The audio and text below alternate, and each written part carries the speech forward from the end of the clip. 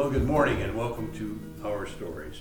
Today our guest is Cindy Wene, and she and I have been talking and kind of getting acquainted about her family history, which I found quite interesting, and I think you will too. Here's a story that she's going to share about the impact of remarriage in a family and the subsequent exposure to her gaining a step-grandfather. So, Cindy, you grew up in Decatur, and you went to school here, and I understand that you were once a very shy person. Believe it or not, I don't think anybody here would, but... So let's see if we can convince people that you were, all right? Tell us about being shy in your early life and growing up here. Well, we moved to Decatur right before I started kindergarten, so I regard myself as a lifelong resident. And but yeah, I apparently I was fairly talkative in the family. My grandfather, who unfortunately passed when I was 4, called me Babbling Brook because apparently I continuously chattered away. But for people I didn't know or situations that I hadn't been in before, I just so horribly shy. I vague memories from back then, but one time I know my dad's mother, my granny, called, and I was too shy to even talk on the phone.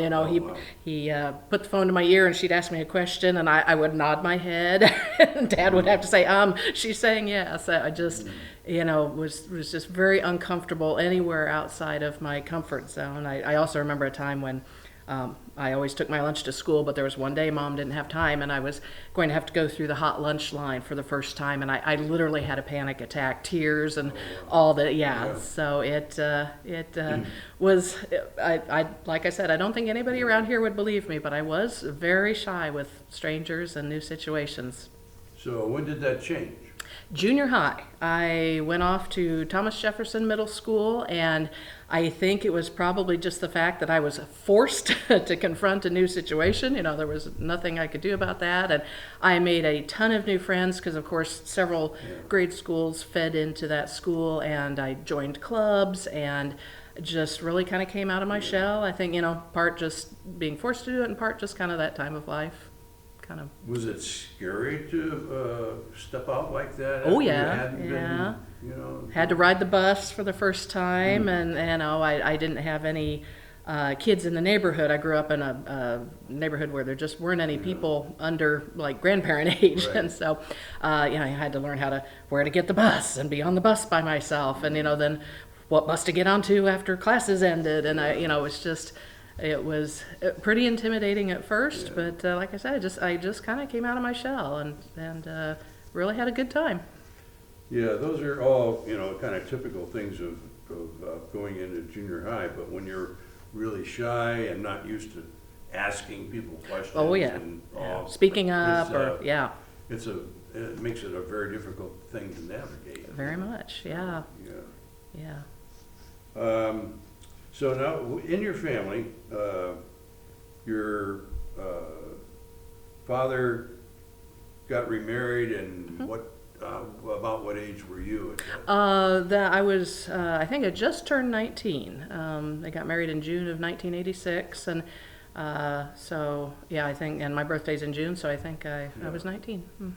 All right, now, so what people did that bring into your family construct that weren't part of it before? Yeah, I gained 2 stepsisters. Stephanie is a year younger than I am, and Tracy's a year younger than she is. So the 3 of us were just, right there together. It was great. And then my biological sister is 10 years younger, so I'd never really had sisters and interaction like that kind of stuff. And Dad joked a while back about he had 2 girls, and he married a woman who had 2 girls, and even the dog was a girl. So he kind of collected a whole bunch of women around him. But it was really kind of neat having, just new people to talk to and share sisterly type things when I hadn't had that before. Good. Now, you said before your grandfather died when you were before? That was my dad's father, right. Right. So I did not know him. Both my mom's parents were still alive and Yeah. saw them every summer. But yeah, I when Dad got remarried, I gained Grandpa Coverstone, which Yeah. was just such a blessing. Yeah. Tell us about him a little bit. You know, I mean, as we talked, it was clear that he really had a kind of a strong impression on you. Yeah.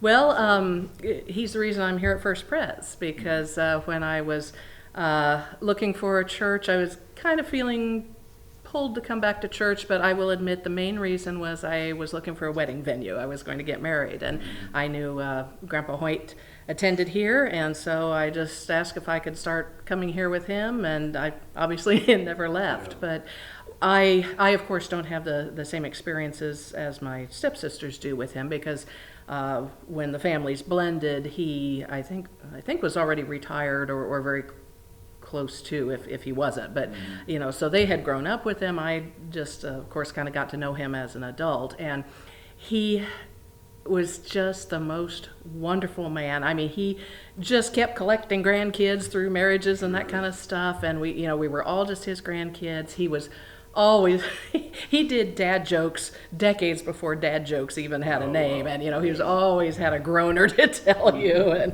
and he just was kind of the patriarch. When family would get together, and the Sue's brothers and their families and all would come, and big house full of people, and he would be there on the couch just kind of presiding, and just never heard him say an unkind word or get upset with us or anything.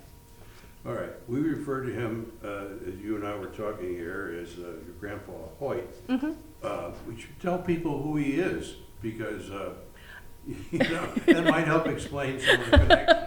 Right. Sometimes people are still confused around here, I think. So my dad, Bill, married Sue, who is Hoyt's daughter, Sue Coverstone. And so he's technically my step-grandpa, my stepmother's father. Okay. So Hoyt Coverstone is the person we're referring to. That is right, Hoyt Coverstone, yeah. Right. And he'd been a member here. Oh. My gosh. Yeah. Long. Oh yeah, Sue grew up in the church, and he told stories about his wife Kathleen, and he would take mission trips with the youth, and one of them, I guess, way out west. Long-term stuff, and so yeah, very, very active. I think he was a pillar. Yeah. You related to me something that I wanted you to reshare, because I thought it was really a very kind of telling piece about him and his impact on you. When you were talking about discussing with him, I think you said in the car. Yes. About a faith question. Yes. Later on, Dad and Sue purchased a winter home down in Texas, and so they would go down there January, February, and I was part of the chauffeur group that would take Grandpa to church when he wasn't able to drive anymore. And so it was a really neat experience, because we just chatted on the way from his house to church, and I can't even remember how it came up, but there was one time when it really stuck with me, that he mentioned that he'd had some trouble with the concept of the resurrection. And I remember thinking, oh my gosh, this is a guy that I just figured had all the faith questions answered, and he knows it all and has seen it all, and has pretty much figured out the answers for himself on that. And so I asked him a little farther, and he said, I just have trouble with the concept of a physical body rising. And he said, I don't struggle with it, but it just got some questions, and how literal is this, and that kind of stuff. And that made such an impression on me, because I thought, well, if it's okay for a saint of the church like that to ask questions, well, I feel better about the questions I have. And so that's just always kind of stuck with me. I mean, just, visiting in the car, and it was just so great to, be with him one-on-one and all, but, that really stuck with me and was helpful to me, in my faith journey, to know that it is okay, and you may get to be in your 80s and still not have it all figured out, and that's perfectly okay.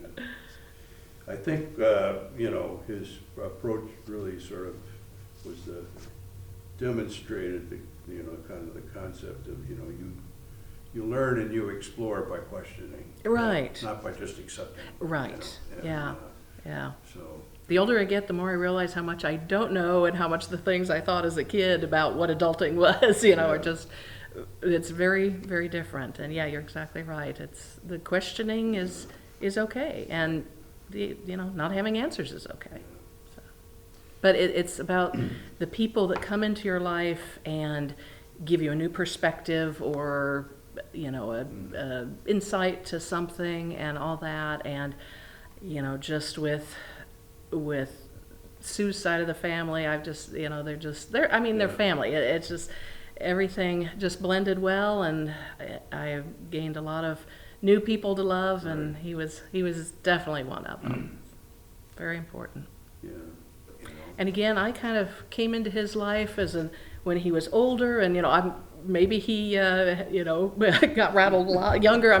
I doubt it, but you know, the man that I got to know, I mean, I've always called him a man of grace, because to me, yeah, he, you know, of course we're human, you know, we're gonna get upset by stuff, of course, but he just seemed to, he gave me the impression that, you know, life, big picture, just, you know, don't sweat the small stuff. There's going to be bumps. There's going to be questions. There's going to be stuff. But he just always seemed to, as I said, just be a man of grace. And that was a wonderful example to me. Just a person that, even if he didn't have all the answers, he had figured a lot of stuff out about how to approach things. Yeah. Well, thanks so much, Cindy, for sharing your story and a bit of a story of regarding white cover stone. Yeah. You know, Yeah. really good to learn about that Yeah. that way as well. Yeah. So. Thank you.